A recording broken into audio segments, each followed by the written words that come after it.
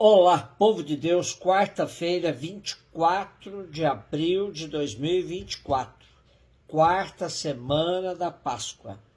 A nossa reflexão de hoje é a partir de Atos 12, de 24 até 13, 5a e João 12, 44 e 50. Naqueles dias a palavra do Senhor crescia e se espalhava cada vez mais. Barnabé e Saulo, tendo concluído seu ministério, voltaram de Jerusalém, trazendo consigo João, chamado Marcos. Na igreja de Antioquia havia profetas e doutores. Eram eles Barnabé, Simeão, chamado Negro, Lúcio de Cirene, Manaém, que fora criado junto com Herodes, e Saulo. Um dia celebravam a liturgia em honra do Senhor e jejuavam. O Espírito Santo disse: separai para mim Barnabé e Saulo, a fim de fazerem o trabalho para o qual eu os chamei. Então eles jejuaram, rezaram, impuseram as mãos sobre Barnabé e Saulo e deixaram-nos partir. Enviados pelo Espírito Santo, Barnabé e Saulo desceram a Seleucia e daí navegaram para Chipre. Quando chegaram a Salamina, começaram a anunciar a palavra de Deus nas sinagogas dos judeus. Eles tinham João como ajudante. Os discípulos missionários de Jesus atuam, mas o protagonismo da missão cabe ao Espírito Santo. A Boa Nova avança, vai gestando novas lideranças. A comunidade de Jerusalém, porém, está padecendo de uma crise econômica bem acentuada e vai ser ajudada por Paulo e Barnabé, que trazem recursos da igreja de Antioquia. Interessante intercâmbio fraterno e solidário entre as comunidades. Por outro lado, Herodes desencadeia uma forte perseguição que culmina com o assassinato de Tiago.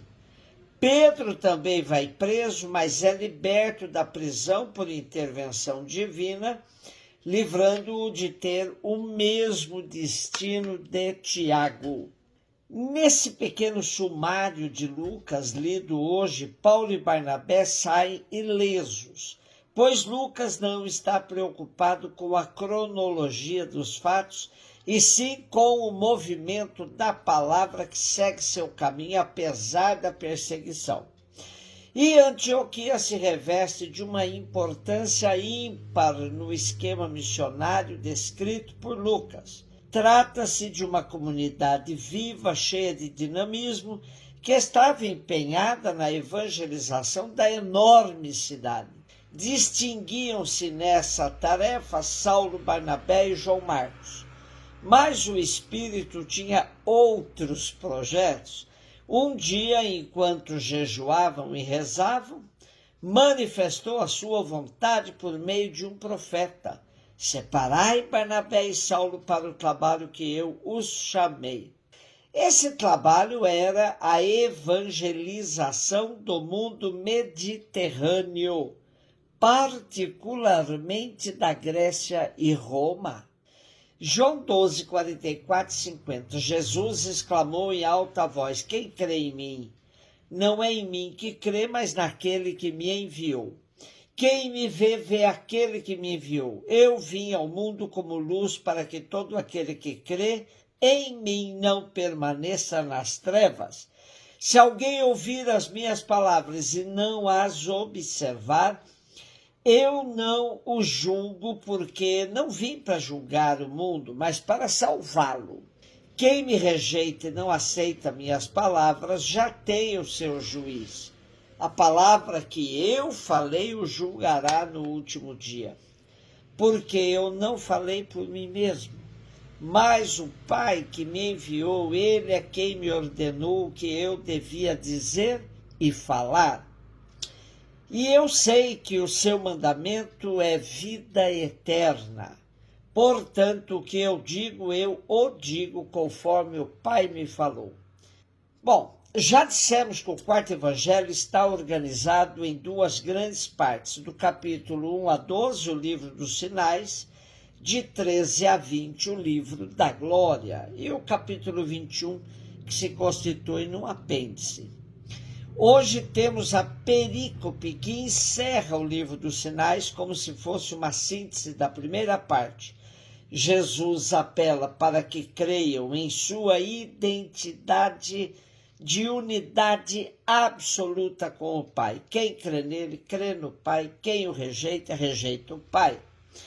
Esse apelo Jesus já o tinha feito em outras ocasiões.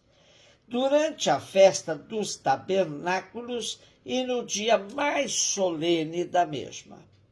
Hoje é a última vez, numa espécie de resumo dos temas tratados na primeira parte do Evangelho de João.